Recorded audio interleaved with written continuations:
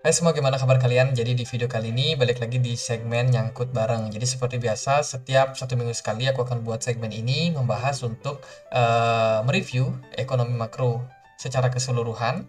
Dan kita juga akan lihat seperti apa kita bisa mengambil keputusan dalam situasi sekarang dan juga beberapa hari ke depannya. Jadi pertama-tama disclaimer on, video ini bukan rekomendasi jual atau beli, jadi pastikan teman-teman hanya menggunakan video ini sebagai referensi tambahan saja. Oke, kita akan masuk ya. Belakangan ini kita dapat banyak news atau fun. Ya, ekonomi diprediksi gelap di tahun 2023. Ini data nggak cuma dari influencer, tapi juga dari Presiden dan juga Ibu Menteri kemarin juga sudah menyampaikan bahwa ada potensi bahwa 2023 akan menjadi tahun yang sulit bagi Indonesia dan seluruh dunia. Seluruh dunia saat ini lagi menghadapi ancaman inflasi yang sangat-sangat parah. Di seluruh dunia itu lagi berperang sama yang namanya inflasi, karena kemarin waktu COVID itu banyak yang melakukan pencetakan uang, cetak uang buat stimulus ekonomi, buat dibagi-bagikan ke masyarakat. Akibatnya uang melimpah dan uang menjadi tidak bernilai. Ya, nilainya turun lah bisa dibilang, dan ini menyebabkan inflasi, meningkatnya harga-harga bahan pokok, dan juga ya ini menyebabkan ketidakstabilan ekonomi untuk saat ini, teman-teman. Jadi untuk meredam inflasi banyak akhirnya bank sentral yang melakukan kenaikan suku bunga. Jadi supaya orang lebih banyak save money untuk di bank. Jadi daripada mereka gunakan di investasi yang beresiko tinggi seperti sekarang, jadi banyak orang yang akhirnya pindah ke bank. Ini menyebabkan harga saham, harga kripto itu semuanya pada turun karena memang ya aliran dana yang sudah pindah ya dari instrumen yang agresif ke defensif. Nah, karena banyak saat ini yang banyak negara yang saat ini menaikkan suku bunga, ini menyebabkan orang pinjam duit lagi susah, teman-teman. Jadi terutama mereka yang mungkin butuh usaha, butuh modal usaha ya untuk ekspansi bisnis. Ini menyebabkan mereka kesulitan untuk mendapatkan pendanaan keuangan. Dan juga dari masyarakat sendiri itu juga enggan buat keluar duit. Karena apa? Daripada duitnya dibelanjain, mending mereka deposito misalkan. Jadi ini menyebabkan aliran perekonomian itu jadi terhambat, jadi stagnan. Nah, ini yang ditakutkan, stagflasi. Ini menjadi salah satu musuh juga di tahun 2023 ini. Kenapa? Banyak dari petinggi saat ini mewanti-wanti bahwa ada ancaman seperti ini, teman-teman. Tapi ini tidak harus kita sikapi dengan yang namanya panik ya. Kita tetap harus prepare, dana darurat itu harus punya dalam kondisi seperti sekarang ini, karena kita nggak tahu kapan sesuatu yang buruk bisa menimpa kita. Jadi yang paling penting untuk kita lakukan adalah bersiap-siap saja.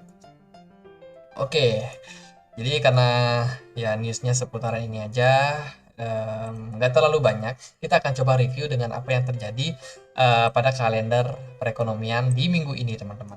Yang pertama ada di Inggris ya, jadi bagaimana indeks rata-rata pendapatan plus bonus itu mereka mengalami penguatan. Ini menyebabkan pound sterling kemarin sempat naik nih. Tapi ini yang mengklaim untuk jumlah asuransi itu ternyata banyak banget di Inggris. Ini juga menyebabkan harga pound sterling akhirnya jatuh lagi, teman-teman. Jadi sempat untuk rebound tapi jatuh lagi. Kemudian di hari Rabunya di 12 Oktober itu kemarin juga ada untuk PDB ya. PDB di Inggris itu, teman-teman, minus, year on year juga minus ya, atau menurun ya, bisa dibilang menurun dari sebelumnya, dan ini merupakan sebuah indikasi bahwa Inggris lagi tidak baik-baik saja, teman-teman. Mungkin kita akan melihat dalam beberapa kuartal ke depan Inggris akan mengumumkan bahwa mereka akan resesi. Jadi itu kita lihat sekarang PDB mereka semakin melandai, semakin menurun. Mungkin saja di masa depan bakalan resesi untuk Inggris. Terus juga dari European Central Bank itu ada beberapa pidato kemarin. Salah satunya sih juga mengulik tentang Credit Suisse ya, salah satu bank Swiss, bank internasional lah yang ada di seluruh dunia. Untuk cabang-cabangnya mereka lagi kesulitan likuidasi. Jadi itu juga menjadi satu concern, takutnya ini bisa menyebabkan kebangkrutan. Karena kalau bank itu bangkrut itu parah banget, teman-teman. Ini akan mengurangi kepercayaan masyarakat terhadap perbankan.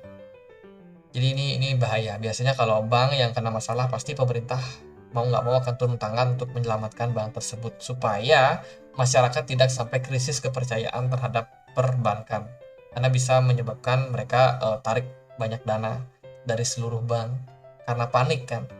Jadi ini bisa menyebabkan satu perekonomian negara itu ambruk, nilai mata uangnya bisa ambruk kalau banyak orang yang tarik dana dari bank.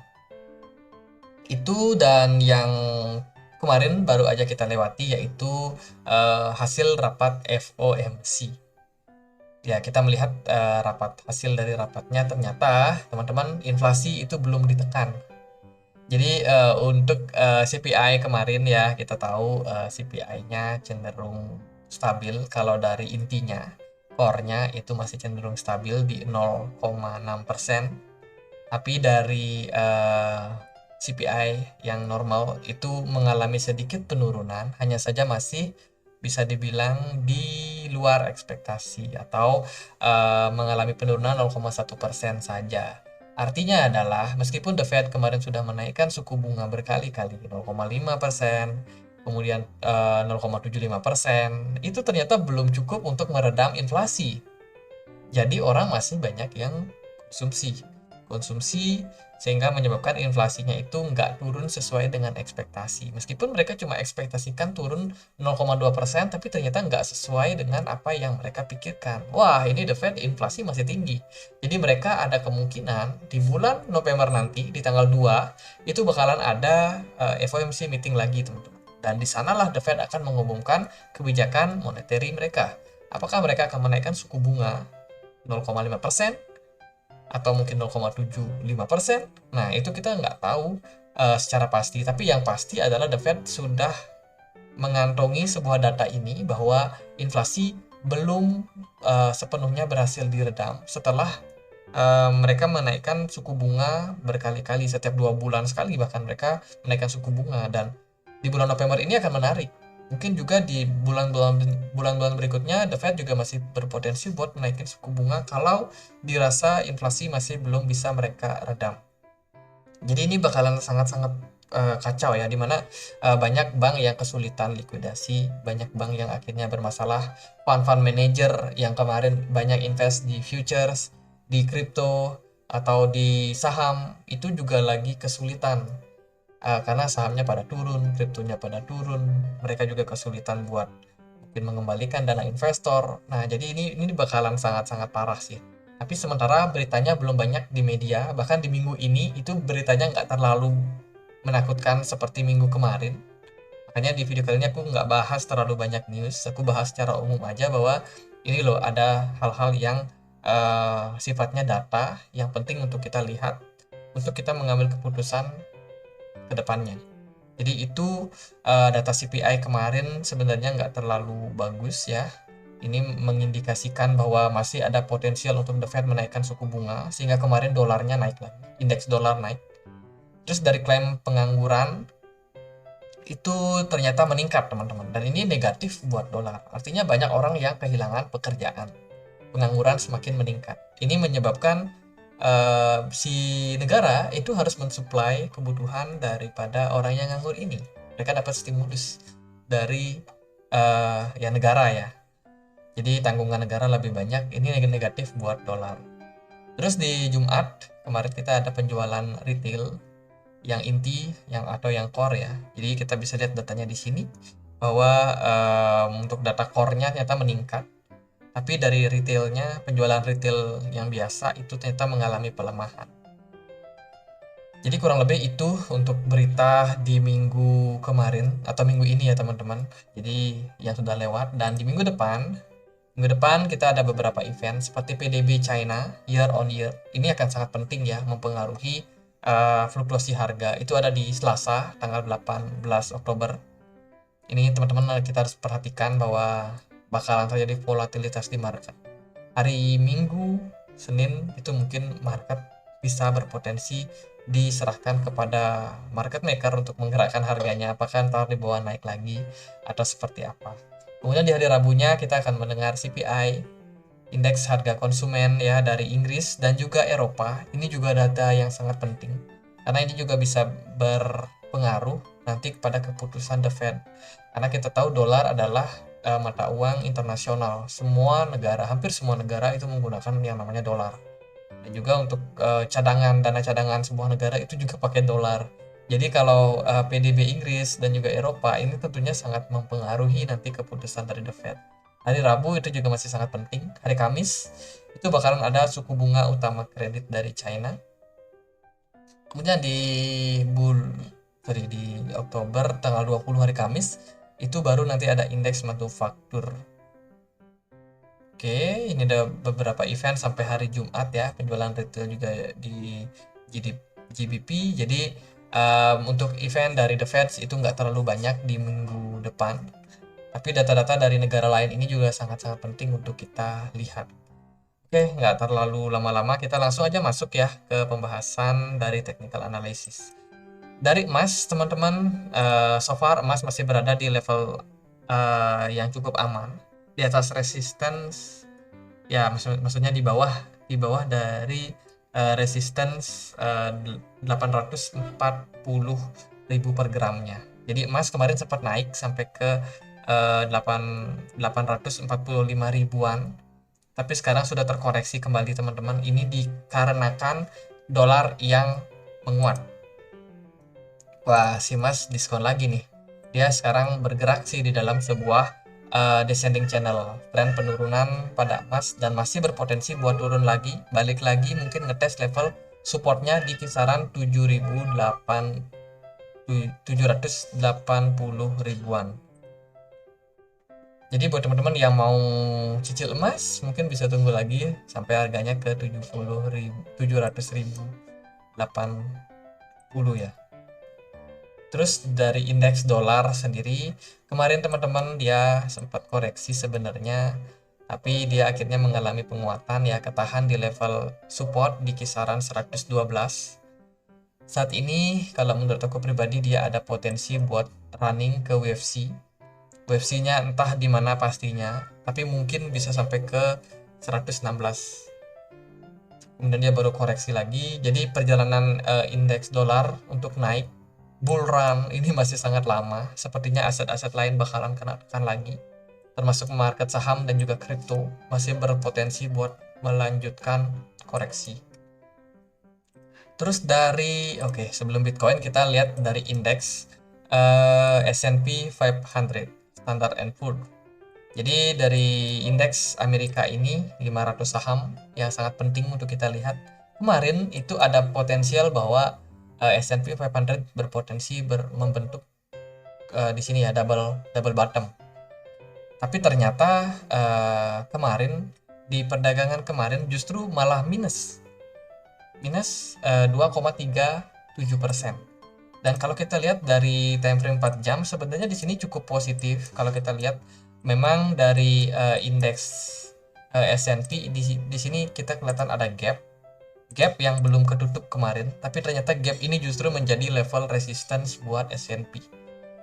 Sempat ngepump tinggi ini setelah pembacaan data CPI ya. CPI itu sempat dibuat turun dulu waktu opening market, terus akhirnya dibuka ataupun ditutup naik. Tapi ini sepertinya merupakan sebuah manipulasi aja.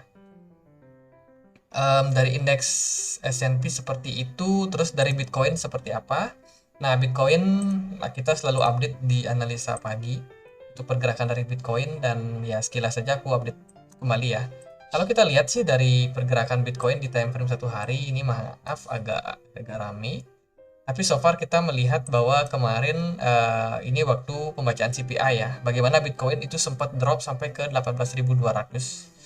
Kemudian akhirnya dia ditutup positif teman-teman di kisaran 19.300 ya. Dan di perdagangan besoknya itu justru ngepump lebih tinggi lagi, bahkan sampai ke 19.900. Dan ini menyebabkan banyak orang yang mungkin mengalami FOMO. Wah, ini market bakalan naik lagi. Ternyata di level tersebut itu ada level resistance yang kuat. Resistance kuat ini seperti apa? Dia itu sangat kuat, teman-teman. Karena di level ini, ya ini ya. Jadi dia ini level resistance ini dari trendline ini sangat-sangat konsisten. Menahan pergerakan daripada Bitcoin itu dari bulan Mei. Terus juga kemarin itu di bulan apa ini? sorry, di bulan Agustus ya, 14 Agustus. Terus juga kemarin di September 2022 tanggal 13 ketahan juga, dan saat ini ketahan lagi teman-teman kemarin di tanggal 14. Jadi bisa dibilang level resisten itu sangat kuat untuk menahan pergerakan dari Bitcoin. Terus juga sekilas kalau dari weekly sementara kita perform satu candle merah yang mana ini tidak terlalu bagus. Bahkan candle sebelumnya di minggu kemarin itu sebenarnya juga nggak bagus, meskipun hijau, tapi ya kita sempat naik sampai ke level 20 ribuan, tapi justru kita closingnya justru jauh di bawah di 19.300. Ini kan artinya ada selling ya. Ada seller yang menekan pergerakan dari Bitcoin yang sebelumnya sampai di 20.000, justru sekarang ketekan 700%. 700 poin maksudnya. Jadi dari weekly kita masih perform satu candle merah. Kalau memang closing di hari Senin nanti merah, ya itu tanda negatif. Oke, dari satu hari sebenarnya ini masih kita harus melihat ya, karena saat ini kan Bitcoin lagi bertahan nih, bertahan di level 18 ribuannya. 18.000, sekitar 18.700, 18.800 itu Bitcoin masih ketahan di level support tersebut teman-teman, dan belum tentu kok Bitcoin itu bakalan breakdown, tapi ada possibility hal itu bisa terjadi kalau memang tekanan seller di sini bakalan sangat kuat untuk Bitcoin. So teman-teman harus prepare, hati-hati ya. Nah, terus di time frame 4 jam untuk Bitcoinnya sendiri itu aku juga sempat sharing tadi pagi ya, di analisa pagi. Teman-teman mungkin ada yang sudah lihat juga. Jadi teman-teman, intinya adalah Bitcoin itu ketahan di level resistance. Wih, banyak sekali resistannya. Jadi ya kemarin kita lihat ya Bitcoin naik sampai ke 19.900, dia ketahan dari level resistance di sini yang sangat kuat ini yang tadi sudah kita bahas, dan satu lagi juga dari level resistance yang terbentuk dari ascending channel. Jadi dari level ini menjadi level yang sangat kuat buat si Bitcoin. Nggak berhasil tembus, Bitcoin terkoreksi di perdagangan kemarin. Dan saat ini harga Bitcoin itu ada di kisaran 19.150. Kalau kita lihat dari segi mungkin kita butuh untuk satu indikator yang lebih bisa membantu kita dalam melihat daripada pergerakan ataupun situasi saat ini ya. Jadi kalau kita lihat dari segi volume perdagangan Bitcoin itu nggak banyak teman-teman. Volume perdagangannya turun, which is mungkin itu karena hari Sabtu hari ini, dan juga besok bakal ada weekend lagi. Jadi Bitcoin sementara sih masih aman, berada di atas level support 18.800. Tapi sampai kapan? Nah itu kita nggak tahu teman-teman. Apalagi di minggu ke depan itu nggak akan terlalu banyak event yang signifikan dari The Fed, sehingga masih ada kemungkinan buat Bitcoin digerakkan lagi sama whales. Itu untuk Bitcoin. Sekilas saja untuk Ethereum. Jadi seperti yang aku sudah bahas sebelum-sebelumnya, Ethereum itu confirm breakdown daripada inverted cup and handle. Dia sudah berhasil breakdown, dan saat ini di luar ekspektasi.